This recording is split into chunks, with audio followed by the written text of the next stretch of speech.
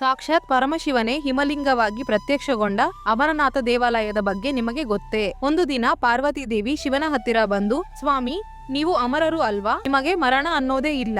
ನಿಮ್ಮ ಈ ಅಮರತ್ವದ ರಹಸ್ಯವನ್ನು ನನಗೂ ಹೇಳ್ತೀರಾ ಎಂದು ಕೇಳುತ್ತಾಳೆ. ಹೇಳುತ್ತೇನೆ, ಆದರೆ ಅದಕ್ಕೂ ಮೊದಲು ಯಾರೂ ಇಲ್ಲದ ನಿರ್ಜನ ಪ್ರದೇಶಕ್ಕೆ ನಾವು ಹೋಗಬೇಕು. ಏಕೆಂದರೆ ಆ ಅಮರತ್ವದ ಕಥೆಯನ್ನು ಯಾರು ಕೇಳ್ತಾರೋ ಅವರು ಕೂಡ ಅಮರರಾಗುತ್ತಾರೆ ಎನ್ನುತ್ತಾನೆ ಶಿವ. ಅದಕ್ಕಾಗಿ ಶಿವಪಾರ್ವತಿಯರು ಹಿಮಾಲಯದ ಒಂದು ಗುಹೆಗೆ ಹೊರಡುತ್ತಾರೆ. ಹೋಗುವ ದಾರಿಯಲ್ಲಿ ತನ್ನ ವಾಹನವಾದ ನಂದಿಯನ್ನು ಬಿಟ್ಟು ಚಂದ್ರನನ್ನು ಚಂದನ್ವಾರಿಯಲ್ಲಿ, ಸರ್ಪವನ್ನು ಶೇಷನಾಗ್ ಸರೋವರದಲ್ಲಿ ಬಿಡುತ್ತಾನೆ. ತನ್ನ ಅಧೀನದಲ್ಲಿರುವ ಪಂಚಭೂತಗಳನ್ನು ಪಂಚಧರಣಿಯಲ್ಲಿ ಬಿಟ್ಟು ಗುಹೆಯನ್ನು ತಲುಪಿದ ಶಿವ ತನ್ನ ಡಮರುಕವನ್ನು ಬಾರಿಸುತ್ತಾನೆ. ಆ ಶಬ್ದಕ್ಕೆ ಅಲ್ಲಿರುವ ಎಲ್ಲ ಜೀವಿಗಳು ಗುಹೆಯನ್ನು ಬಿಟ್ಟು ಓಡಿ ಹೋಗುತ್ತವೆ. ಯಾರು ಒಳಗೆ ಬರದಂತೆ ಗುಹೆಯ ದ್ವಾರದಲ್ಲಿ ಕಾಲಾಗ್ನಿಯನ್ನು ಸೃಷ್ಟಿಸುತ್ತಾನೆ.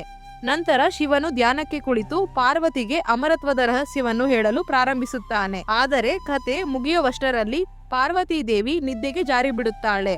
ಆದರೆ ಅದೇ ಸಮಯದಲ್ಲಿ ಅಲ್ಲಿ ತತ್ತಿಯಿಂದ ಹೊರಬಂದ 2 ಪಾರಿವಾಳದ ಮರಿಗಳು ಈ ಕಥೆಯನ್ನು ಪೂರ್ತಿಯಾಗಿ ಕೇಳಿಸಿಕೊಳ್ಳುತ್ತವೆ. ಹೀಗೆ ಪಾರಿವಾಳಗಳು ಮರಣವಿಲ್ಲದ ಅಮರತ್ವವನ್ನು ಪಡೆದುಕೊಳ್ಳುತ್ತವೆ. ಇವನು ಅಮರತ್ವದ ಕತೆ ಹೇಳಿದ ಆ ಗುಹೆಯೇ ಈ ಅಮರನಾಥ ಕ್ಷೇತ್ರ. ಅಲ್ಲಿ ಇಂದಿಗೂ ಆ ಪಾರಿವಾಳಗಳು ಕಾಣಸಿಗುತ್ತವೆ ಎಂದು ನಂಬಲಾಗುತ್ತದೆ. ಸ್ನೇಹಿತರೆ, ನೀವು ಕೂಡ ಶಿವನ ಭಕ್ತರಾಗಿದ್ದರೆ ಓಂ ನಮಃ ಶಿವಾಯ ಎಂದು ಕಮೆಂಟ್ ಮಾಡಿ. ಧನ್ಯವಾದಗಳು.